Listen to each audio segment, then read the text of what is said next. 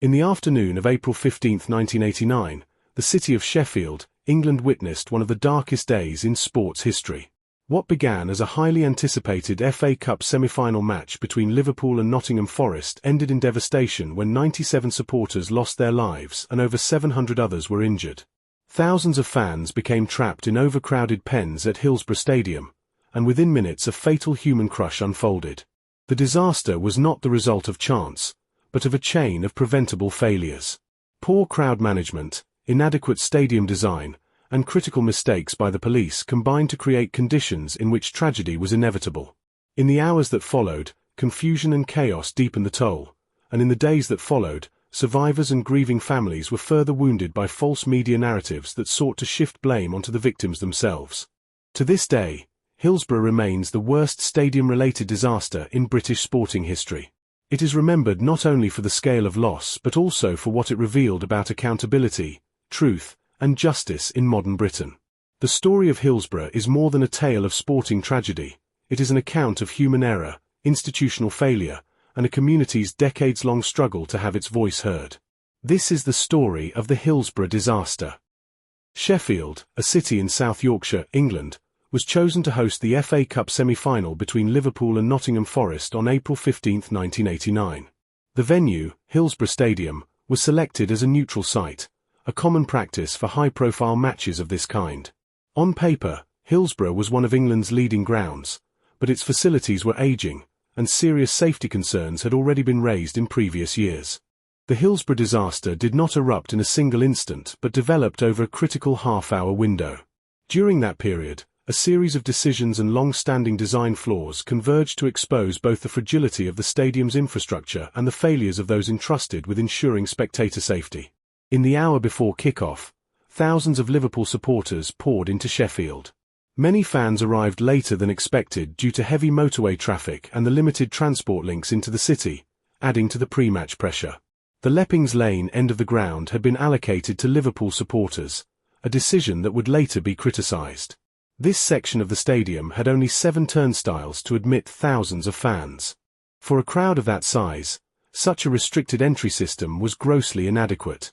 As 3 p.m. approached, the turnstiles at the Leppings Lane entrance became the focal point of chaos.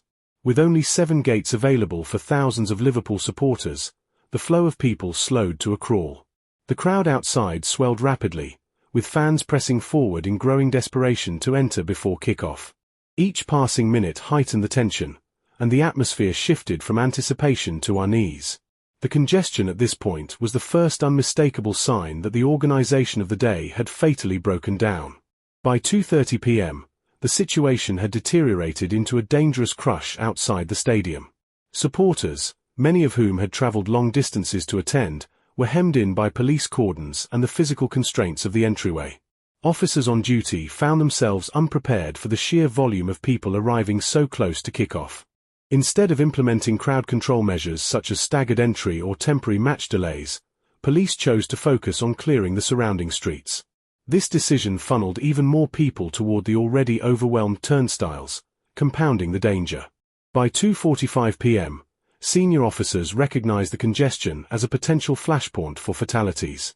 In an attempt to relieve pressure, Chief Superintendent David Duckenfield, the officer in command, gave the order to open Exit Gate C, a gate normally reserved for people leaving the ground at the end of matches. When it swung open, an estimated 2,000 fans surged inside within minutes. The design of the stadium channeled nearly all of these supporters down a central tunnel that led directly into pens 3 and 4 behind the goal. Already dangerously overcrowded, these central pens had little room left.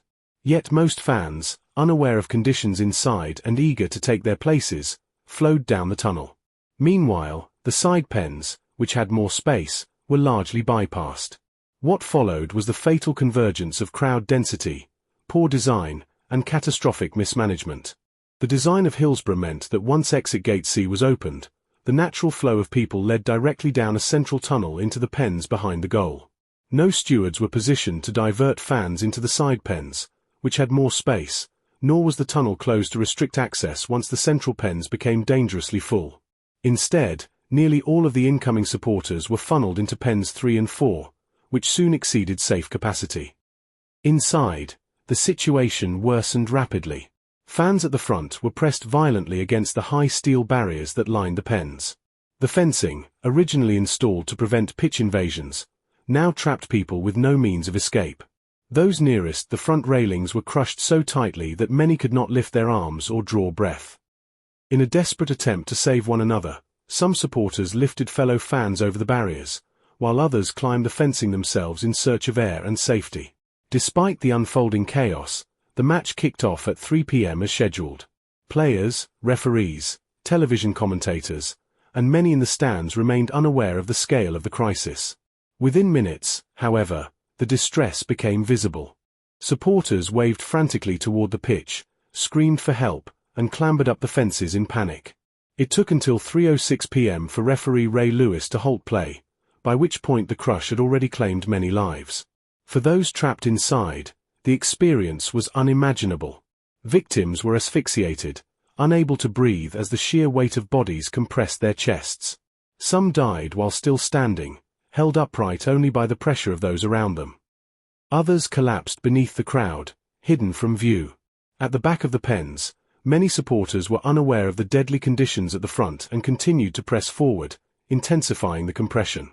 Those who escaped did so only by being pulled into the stands by fellow fans or hoisted above the crowd and passed overhead like lifeless cargo. By this point, the disaster had reached its breaking point. After 6 minutes of play, referee Ray Lewis, alerted by both players and supporters, abandoned the match. It was at this moment that the full scale of the catastrophe began to sink in, as scenes of panic and desperation unfolded across the pitch. The emergency response, however, was slow, chaotic, and fatally disorganized.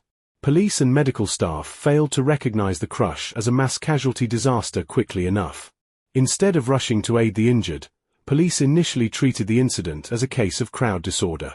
Officers even formed lines across the pitch, seemingly preparing to contain fans rather than assist them. This misjudgment cost precious time and contributed to the mounting death toll. Ambulances were also kept at bay. Dozens of emergency vehicles had arrived at the ground, but only one ambulance was allowed onto the pitch itself. This meant that the overwhelming majority of victims had to rely on improvised assistance. Much of the early rescue effort came not from officials but from ordinary supporters, who acted instinctively to try to save lives. Fans tore down advertising boards to create makeshift stretchers, carried the injured across the grass, and attempted resuscitation on the pitch. Their bravery and quick action stood in stark contrast to the paralysis of the official response. By the time paramedics were finally able to reach those trapped in the pens, the damage was irreversible. Dozens were already beyond saving, while others succumbed to their injuries in the hours and days that followed. In total, 97 people lost their lives. The 97th victim, Andrew Devine, passed away in 2021 after living with life-altering injuries sustained that day, more than 3 decades later. Over 700 supporters were injured, and thousands more were left with deep psychological scars. Many of the dead were heartbreakingly young, including teenagers, and nearly all were Liverpool fans who had set out simply to watch their team play in an FA Cup semi-final.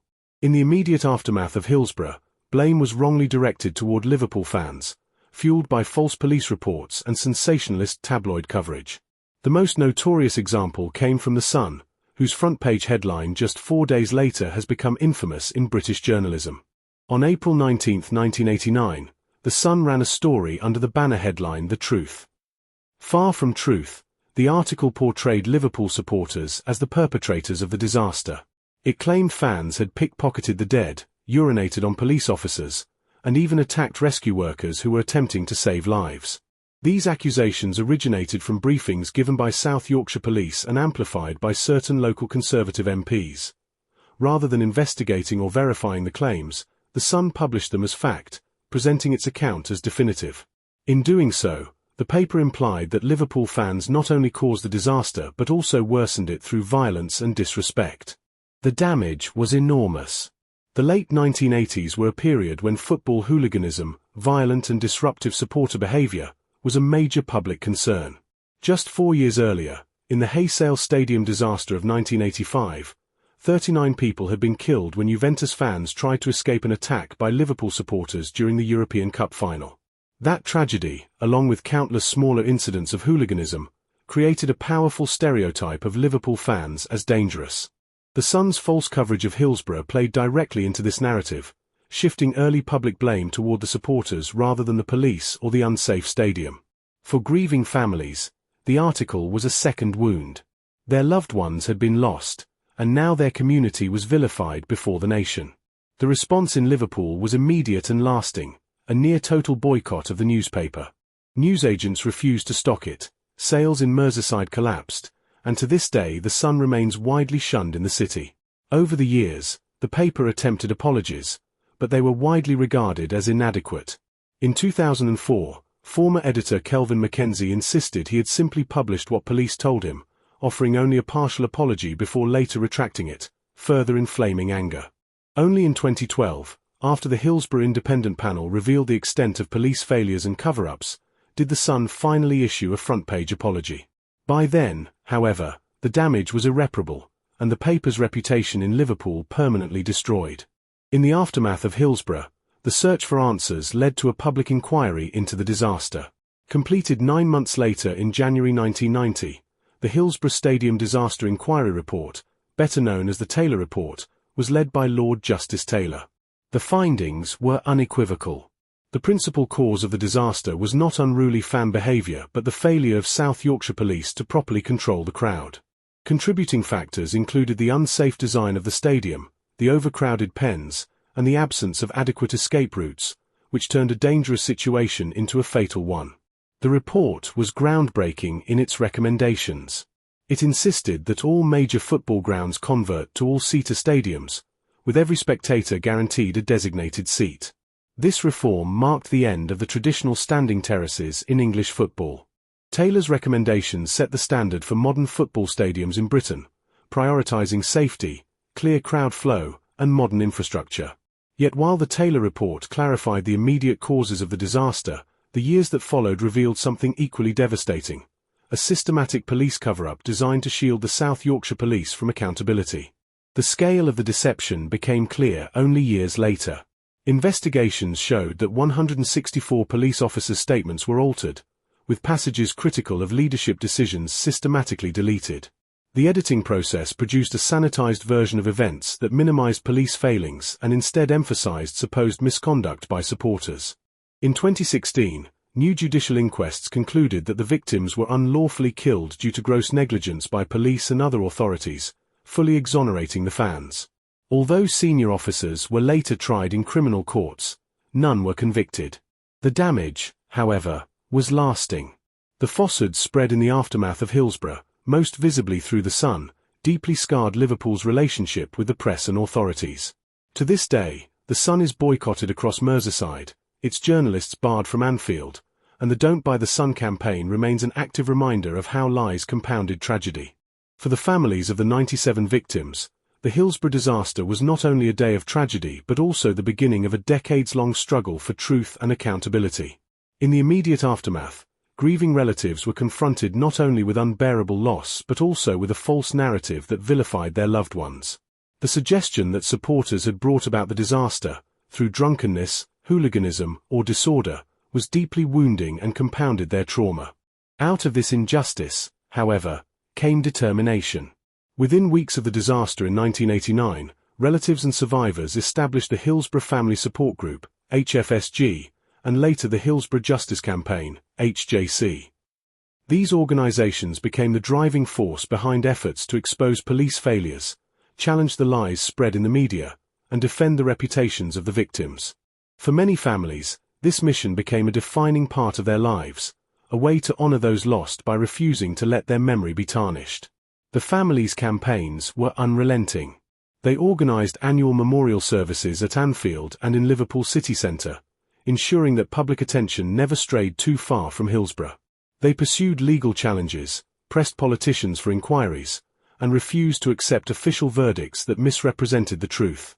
Their persistence eventually led to the creation of the Hillsborough Independent Panel, 2012, which revealed the full scale of the police cover-up and cleared supporters of all wrongdoing.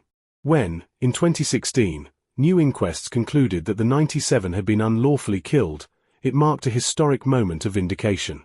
Families gathered outside the court in tears and embraces, finally hearing in law what they had known in their hearts for nearly 3 decades. Their loved ones were innocent.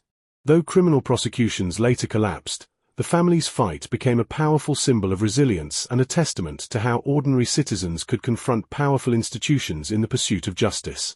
The Hillsborough disaster left a legacy that stretched far beyond the events of April 1989, reshaping English football and leaving an indelible mark on British society. In the years that followed, stadium safety was completely reimagined. The conversion to all-seater stadiums, the elimination of overcrowded terraces, and the removal of restrictive perimeter fencing transformed the matchday experience. But the impact of Hillsborough extended well beyond architecture and regulation. It sparked enduring debates about accountability, institutional failure, and the role of the media.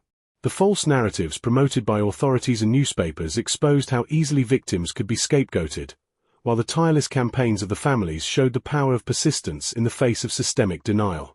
Hillsborough became a touchstone in wider British conversations about truth, justice, and the responsibilities of institutions toward ordinary citizens. For Liverpool, Hillsborough is not just a historical event, it is woven deeply into the club's identity and its supporters' culture. Annual memorial services at Anfield and St George's Hall in Liverpool ensure that the victims are never forgotten. The Eternal Flame Memorial at Anfield stands as a symbol of remembrance and resilience, a place of pilgrimage where supporters pay tribute to the lives lost. Campaigns such as Justice for the 97 remind the public that memory must always be paired with vigilance, ensuring that such a tragedy can never be repeated. The legacy of Hillsborough, therefore, is twofold.